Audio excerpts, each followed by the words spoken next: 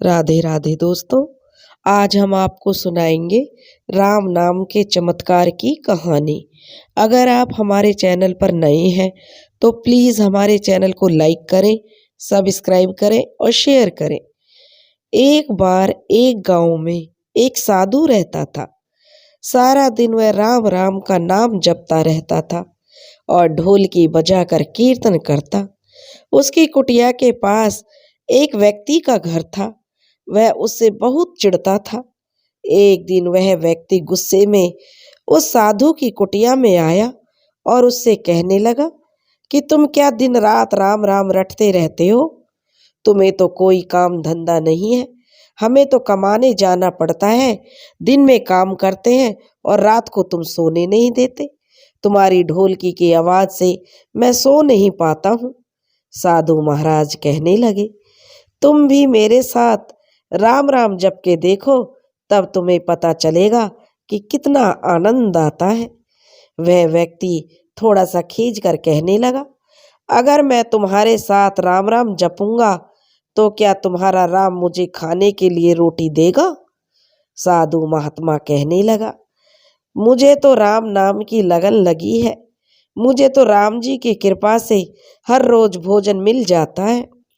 यह सुन वह व्यक्ति थोड़ा सा खींच कर कहने लगा, अगर मैं तुम्हारे साथ राम राम का जप करूंगा तो क्या तुम्हारा राम मुझे खाने के लिए रोटी देगा? साधु महाराज कहने लगा, मुझे तो राम नाम की लगन लगी है।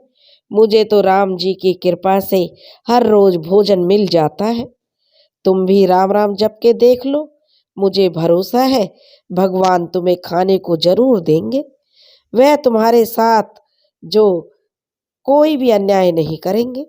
वह आदमी उस साधु को चुनौती देकर कहने लगा कि मैं तुम्हारे साथ आज राम राम का भजन करता हूँ। अगर तुम्हारे राम ने आज मुझे रोटी खिला दी तो सारी उम्र मैं राम की भक्ति में लग जाऊंगा। अगर नहीं खिलाई तो तुम ढोलकी बजाना बंद कर दोगे। तो वह महात्मा जी कहने लगे कि मैंने तो निष्काम भाव से प्रभु राम की भक्ति की है, लेकिन फिर भी मुझे तुम्हारी चुनौती स्वीकार है। वह व्यक्ति साधु के साथ बैठकर राम राम का जाप करने लगा और मन में निश्चय करने लगा कि चाहे कुछ भी हो जाए, आज मैं भोजन नहीं करूंगा। देखता हूँ इसका राम मुझे कैसे भोजन कराता है। राम राम का भजन करने के बाद जब उसने मन में निश्चय कर लिया और वह सोचने लगा कि आज तो मुझे कुछ खाना ही नहीं है, और वह भजन करने के बाद सोचने लगा कि अगर मैं घर में जाता हूँ तो मेरी बीवी मुझे खाने को कहेगी और मुझे रोटी खानी पड़ सकती है। लेकिन मुझे साधु को चुनौती में हराना है, इसलिए वह घर जाने की बजाय पास के जंगल में चला जाता है। जंगल में एक पेड़ पर चढ़कर बैठ गया। वह सोचने लगा, मैं सारा दिन इस पेड़ से उतरूंगा ही नहीं, अन्न का दाना भी नहीं खाऊंगा। इस तरह मैं साधु को हरा दूंगा और उसका ढोलकी बजाना बंद करा दूंगा।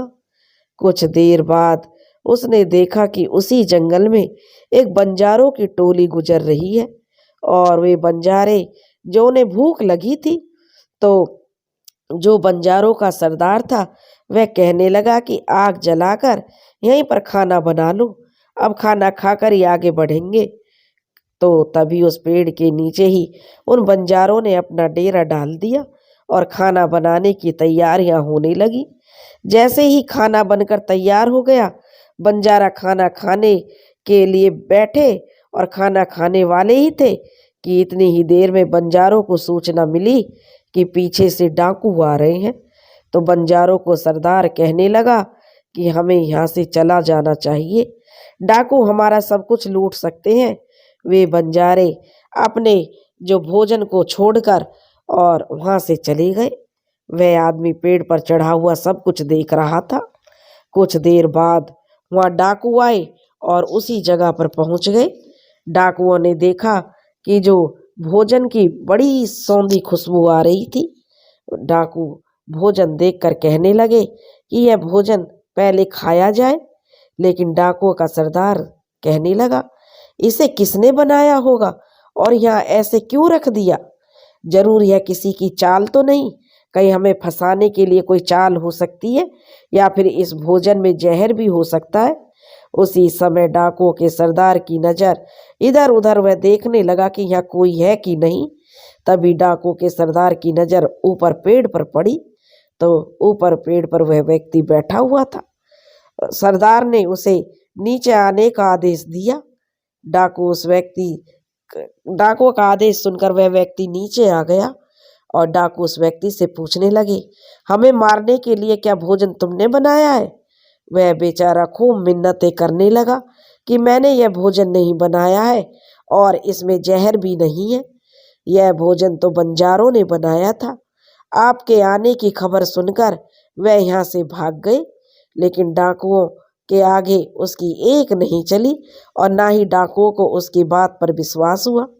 डाकुओं का सरदार कहने लगा कि अब तुम्हें यह भोजन पहले तुम खाकर हमें दिखाओगे अगर इसमें जहर है या नहीं है, इसलिए तुम खाओ, क्योंकि हमें लगता है कि तुमने ही यह भोजन बनाया है और इसमें जहर मिलाया है।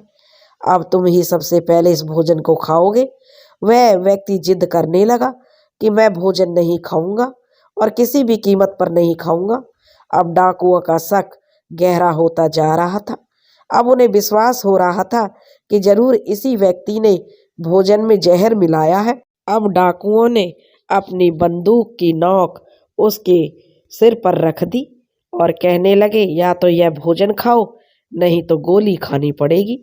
वह व्यक्ति डर गया और उसने डाकुओं के डर से भोजन कर लिया और साधु को याद करते हुए उसकी आंखों से आंसू बहने लगे। उसने कहा था कि यह मेरा निश्चय है कि राम नाम का जप लेगा तो राम तुझे भोजन भी देंगे। उसके भोजन करने के बाद डाकुओं ने उसे छोड़ दिया। अब उसे विश्वास हो गया कि बंजारे और डाकुओं को राम जी ने ही भेजा है।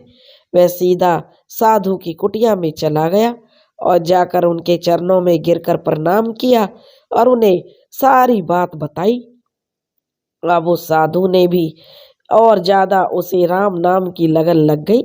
अब तो साधु के तो जो उसे प्रमाण मिल गया था, उसकी तो भक्ति और बढ़ गई और अब उस साधु ने अपना पूरा जीवन राम को समर्पित कर रखा था।